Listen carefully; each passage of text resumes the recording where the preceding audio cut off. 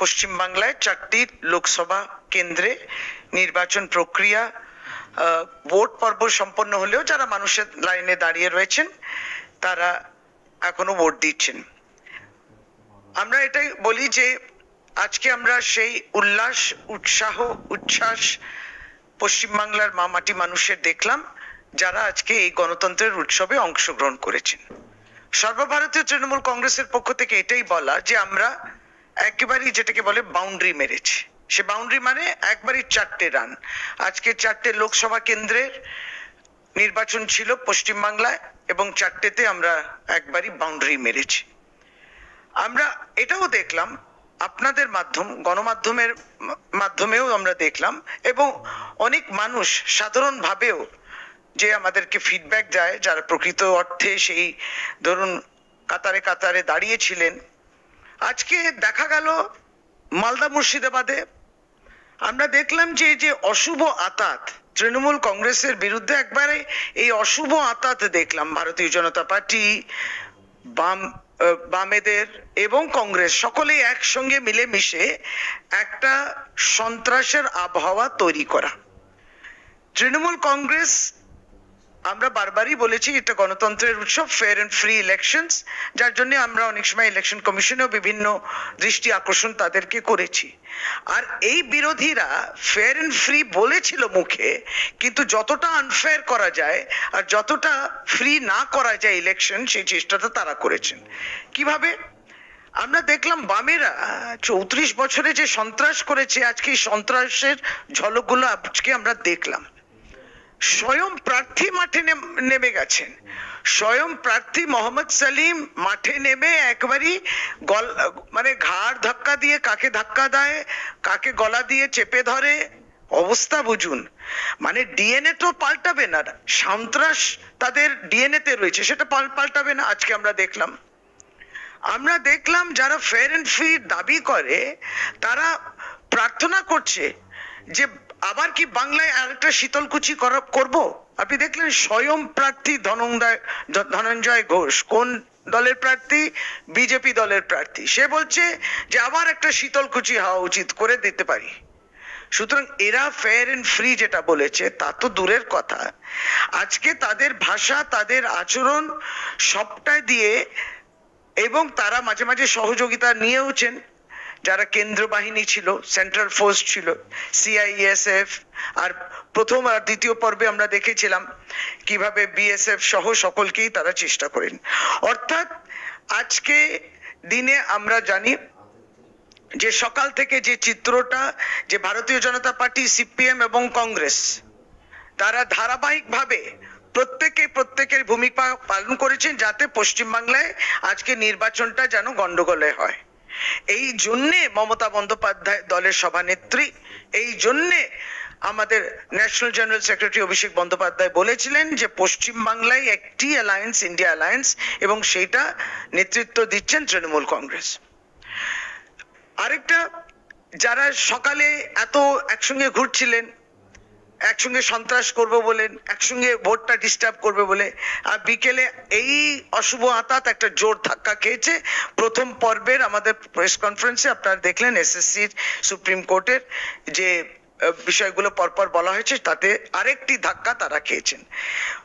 আজকে কিন্তু সত্যি কথা, মানুষ যারা বেরিয়েছিলেন শান্ত পরিবেশ এবং তারা একবারই দিদির গ্যারেন্টির পক্ষে ভোট দেওয়ার জন্যে, এই যে বিজেপির জুমলার বিরুদ্ধে ভোট, মানে যাতে ওই জুমলাকে না ভোট দেয়, তাই বিরুদ্ধে দিদির গ্যারেন্টিকে ভোট দেওয়ার জন্য আমরা কিন্তু এখনো মানুষের কাছে এটা তুলে ধরবো। আর যে দেখুন সন্দেশখালী প্রতিদিন, এই যে দুদিন আগে আপনারা দেখলেন একটি ভিডিও, যেটা একটা স্টিং অপারেশন আপনারা দেখলেন, আমরাও ঠিক সেভাবেই দেখলাম।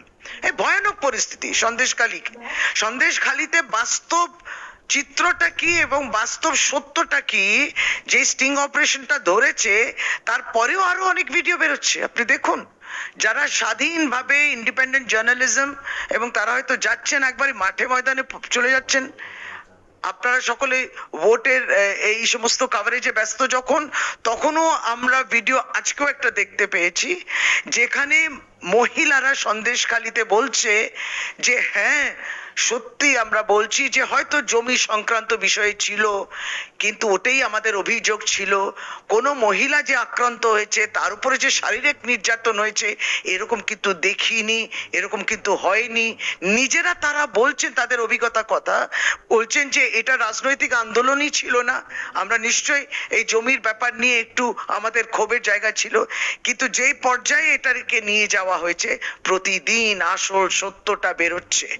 আর যারা এই সন্দেশখালিকে নিয়ে আমাদের মা বোনেদের ইজ্জত, সম্মান, সম্ভ্রম টাকার বিনিময়ে বেঁধে দিয়েছিল, তো 500, 1000, 2000 যেভাবে বেঁধে দিয়েছিল, আজকে সে মা বোনেরা নিশ্চয়ই সে প্রতিশোধ নেবে। এবং সেই সন্দেশখালি যে বাস্তব, যে বামেরা, কংগ্রেস, বিজেপি সকলেই যখন এই বিজেপি তো রচনা করেছে এই সন্দেশখালি পুরোটাই, আর বাম এবং কংগ্রেসরাও এই বিষয় নিয়ে চুপ ছিল। এইটা আপনাদেরকে আবার বলা খুবই প্রয়োজন ছিল। আমরা শ্রী অভিষেক বন্দ্যোপাধ্যায় একসময় বলেছিলেন, এবং দিদিও বলছিলেন, যে লক্ষ্মী ভান্ডার, এই লক্ষ্মী ভান্ডার নিয়ে আমরা তো গর্বিত বোধ করি। আজকে যে যার 12,000 টাকা করে সাধারণভাবে যারা মহিলারা রয়েছেন তারা পাবেন প্রতি বছর, এবং 14,400 করে পাবেন প্রতি বছর তপশিলি জাতি ও উপজাতি মহিলারা যারা রয়েছেন, প্রত্যেকটি সদস্য 25 থেকে 60 বছর লক্ষ্মী ভান্ডার পাবেন। এবং দিদি যেমন বলেছেন রাজ্যের মুখ্যমন্ত্রী, তারপরেও তারা বার্ধক্য ভাতা পাবেন, কোনোদিন লক্ষ্মী ভান্ডার বন্ধ হবে না। আর আমরা কি দেখলাম, বিজেপির কিছু নেতৃত্ব যারা রয়েছেন, যারা টাকা বন্ধ, বাংলার জন্য 100 দিনে টাকা বন্ধ, গরিবের বাড়ির জন্য টাকা বন্ধ, তারা বলেছে লক্ষ্মী ভান্ডারও বন্ধ হবে। এই লক্ষ্মী ভান্ডারের কি অবস্থা হবে 4 জুনের পরে, একবারই আমাদের জাতীয় সাধারণ সম্পাদক অভিষেক বন্দ্যোপাধ্যায় বলে দিয়েছে যে তাদের ভান্ডারটাই বন্ধ হয়ে যাবে, গোটাও তাদের ভান্ডার।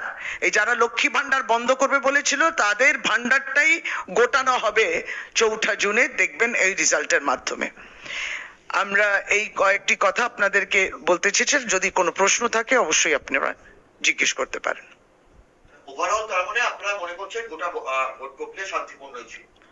নিশ্চয়ই আমরা মনে করছি ভোট প্রক্রিয়া শান্তিপূর্ণ হয়েছে। যারা এটাকে ব্যাহত, যারা এটাকে ডিস্টার্ব করার চেষ্টা করেছিল, কিছু জন আছেন যারা ওই অঞ্চল থেকে হয়তো বিধায়ক হিসেবে নির্বাচিত এখন হয়ে গেছেন, মানে সংসদীয় প্রার্থী, এই বিজেপি ইত্যাদি, কোনো দিন এলাকায় থাকেন না। তাদের আবির্ভাব আজকে দেখলাম, তাদের আবির্ভাব, যারা হয়তো নির্বাচিত ছিলেন আবার দাঁড়িয়েছেন এই বিজেপি ইত্যাদি আমরা দেখলাম, কিংবা যারা হয়তো এমএলএ হিসেবে নির্বাচিত এবার এমপি প্রার্থী হয়েছে, কোনো দিন এলাকায় দেখা যায় না, কিন্তু ভোটের দিন হঠাৎ করে তাদের আবির্ভাব দেখা যাচ্ছে। একবারে যেখানে লাইন দাঁড়িয়ে রয়েছেন সেখানে যেয়েছেন, এবং আমরা জানি আপনারা ইনফ্লুয়েন্স করতে পারবে না, তাদের জামা কাপড় থেকে আরম্ভ করে তাদের সমস্ত তারা চেষ্টা করেছেন ইনফ্লুয়েন্স করতে। আমাদের একজন ব্লক প্রেসিডেন্ট ধনঞ্জয় ঘোষ যে আছে বিজেপির প্রার্থী, সে তো প্রভাবিত করার চেষ্টা করছিল ভোটারদের যারা লাইনে দাঁড়িয়েছিল। ব্লক প্রেসিডেন্টকে কিভাবে ধাক্কা দিলেন, এই যে হলো, এইগুলো যে ঘটনাগুলো এরা ইচ্ছাকৃত চেয়েছিলেন যাতে ডিস্টারবেন্স করা যায়। ফলে আমরা মনে করি যে মানুষ কিন্তু একবারই শান্তিতে যাতে ভোট দিতে পারেন, সকাল সকাল বেরিয়ে গেছেন। হ্যাঁ, ইভিএম গন্ডগোল ইত্যাদি যেগুলো হয় সেগুলো তো হচ্ছিল, সেটা ইলেকশন কমিশন নিশ্চয়ই সেই জবাবটা দেবে। সুতরাং আমরা যে বাউন্ডারি মারছি, বাউন্ডারি মানে 4টে রান ছিল, কটা লোকসভা সিট? 4টে।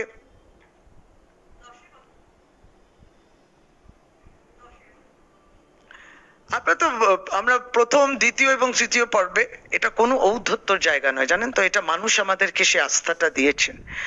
এবং বিজেপি তো তার ভাষায় যেটা বোঝে তেমন বললাম, ফার্স্ট ফেজে তার মন্ত্রী হাঁটছে, সেকেন্ড ফেজে তার রাজ্য সভাপতি হাঁটছেন, আর এখানে আমরা সমস্তটা জিততে বলছি। আবার আগামী দিনে যে ফেজগুলো আসবে তাতে প্রাক্তন সভাপতি হারবে, ইত্যাদি ইত্যাদি বলতে থাকবো। কাহানি আবি বাকি হ্যাঁ।